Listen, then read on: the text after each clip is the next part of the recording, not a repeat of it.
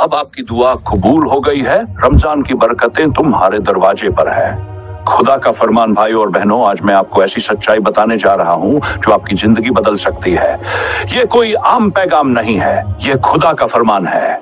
अगर ये पैगाम आपके पास पहुंचा है तो समझ लीजिए कि आप खास है, खुदा ने आपको चुना है। तो वीडियो को पूरा देखें, क्योंकि बीच में छोड़ दिया तो शायद वो रहमत आपके नसीब में ना आए जो आज खुदा आपको देना चाहता है। क्या आप जानते हैं, रमजान कोई आम महीना नहीं, ये महीना अल्लाह का न्योता है। ये वो महीना है जिसमें जन्नत के दरवाजे खोल दिए जाते हैं और जहन्नम के दरवाजे बंद कर दिए जाते हैं। ये वो महीना है जब शैतानन को कैद कर दिया जाता है। लेकिन एक सवाल, फिर भी इंसान गुनाह क्यों करता है? क्यों? क्योंकि शैतान सिर्फ जंजीरों में बंद होता है, लेकिन जो शैतान इंसान के दिल में है वो तो खुला रहता है, और उसी शैतान को हराने का मौका रमजान देता है। एक दिन हजरत उमर मस्जिद में नमाज पढ़ रहे थे, तभी एक शख्स आया और बोला, ए उमर, मुझे बताओ, मैंने रमजान के रोजे रखे, तरावीह पढ़ी, लेकिन मुझे वो नूर क्यों महसूस नहीं हुआ जो होना चाहिए? हजरत उमर ने उससे पूछा, तुमने रोजे तो रखे, लेकिन क्या तुमने अपनी जुबान का रोजा रखा? क्या तुमने अपने दिल का रोजा रखा? क्या तुमने आंखों का रोजा रखा? वो शख्स चौंक गया, बोला, ये सब क्या होता है? हजरत उमर ने फरमाया, रोजा सिर्फ भूखे रहने का नाम नहीं, बल्कि अपनी जुबान, अपने दिल, अपने हाथ पैर, अपनी आंखों का रोजा भी रखना है।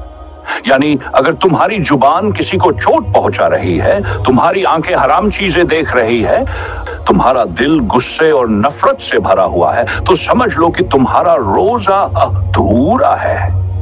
अब सवाल ये उठता है कि क्या हम सच में रमजान को उसी तरीके से मना रहे हैं जैसे अल्लाह चाहता है? क्या हमने रमजान को इफ्तार पार्टी और स्वादिष्ट खाने तक सीमित कर दिया है? क्या हम रमजान को सिर्फ सहरी और इफ्तार के टाइम टेबल तक ही मानते हैं? अगर हाँ, तो हमने रमजान की असली फजीलत को खो दिया है। एक बार एक बच्चा अपने माँ बाप के साथ रोजा रख रहा था। गरीब घर था, शहरी में बस एक रोटी मिली, मगर उसने खुशी खुशी खा ली। दिन भर भूखा प्यासा रहा, मगर शाम होते ही घर में इफ्तार के लिए कुछ भी नहीं था। बच्चा रोने लगा और बोला, अम्मी, मैं रोजा कैसे खोलूं? मेरे पास तो पानी तक नहीं। माँ ने बच्चे को सीने से लगाया और कहा, बेटा, हम गरीब हैं, लेकिन हमारे पास सबसे बड़ी दौलत है सब्र और अल्लाह की मोहब्बत। अचानक किसी ने दरवाजा खटखटाया। जब दरवाजा खोला तो एक आदमी थैलों में भरकर खाना लेकर खड़ा था। उसने कहा, आज मुझे अल्लाह ने भेजा है ताकि मैं रमजान की बरकत तुम तक पहुंचा सकूं। बच्चे की आंखों में आंसू थे, मगर अब वो खुशी के आंसू थे।